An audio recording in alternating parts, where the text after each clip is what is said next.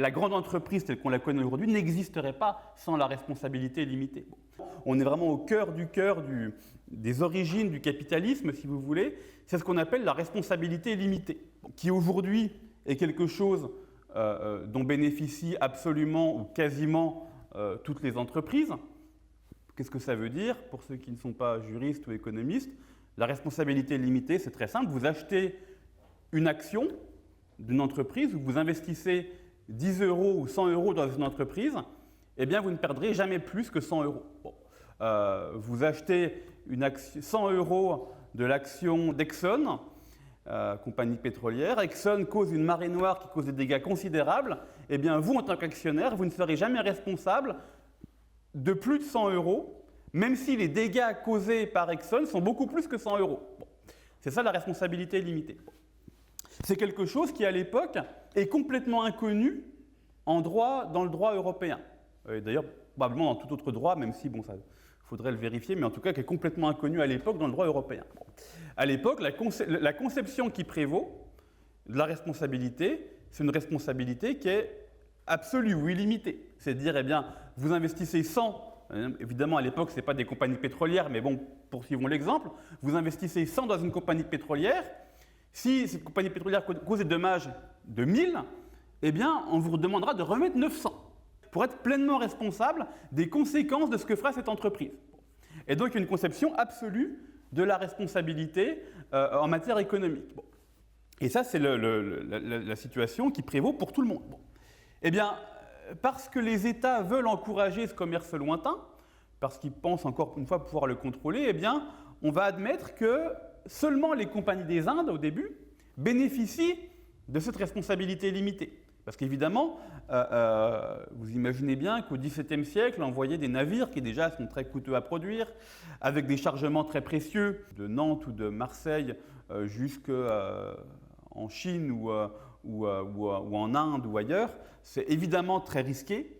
Et si la personne qui prend le risque financier de cette expédition devait assumer l'intégralité des pertes potentielles si le navire coulait, eh bien aucun navire n'aurait peut-être, en tout cas très peu de navires, auraient navigué sur les mers avec des biens échangeables à l'autre bout du monde. Bon. Et donc il fallait, pour que le commerce maritime devienne réellement viable financièrement, soit une bonne affaire si vous voulez, eh bien il fallait changer ce composant fondamental du régime de la responsabilité des actionnaires pour introduire la responsabilité limitée. Et à l'époque, encore une fois, tout ça est conçu comme étant une exception très marginale au droit commun. Le droit commun restait la responsabilité absolue. Et puis on disait, bah là, on fait une exception qui est d'intérêt public parce que, eh bien, on pense que c'est bon pour la France que la Compagnie des Indes, c'est bon pour l'Angleterre que la compagnie, etc., aille en Amérique du Sud ou en Asie ou peu importe. Bon. Ça restait une exception et progressivement et jusqu'au milieu du XIXe siècle, eh bien, ça va être libéralisé et ça va devenir vraiment ce qui permet aujourd'hui d'avoir ces immenses entreprises que l'on a, qui sont intégralement fondées sur la responsabilité limitée des actionnaires et qui n'existeraient pas.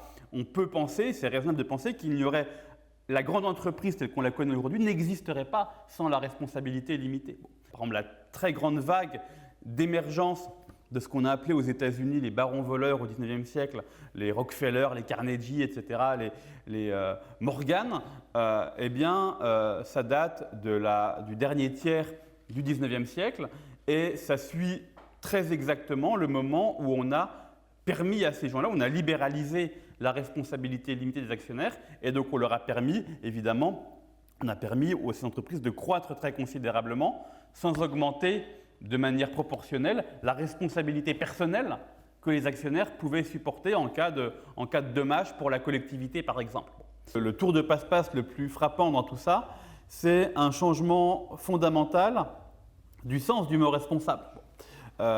Historiquement, traditionnellement, la responsabilité, c'est une responsabilité vis-à-vis de faits concrets. Bon.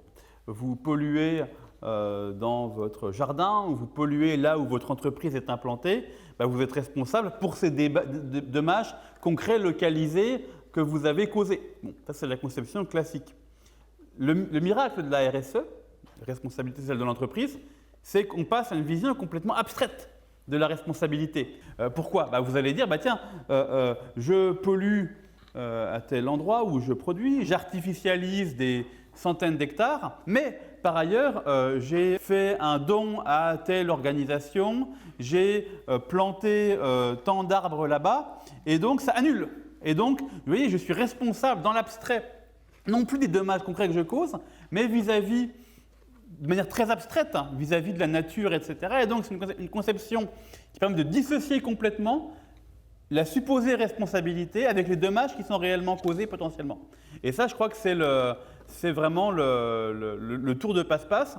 Je lisais récemment un livre passionnant sur un des éléments de cette RSE qui est ce qu'on appelle la compensation écologique, et où il y avait notamment le fameux exemple de Notre-Dame-des-Landes.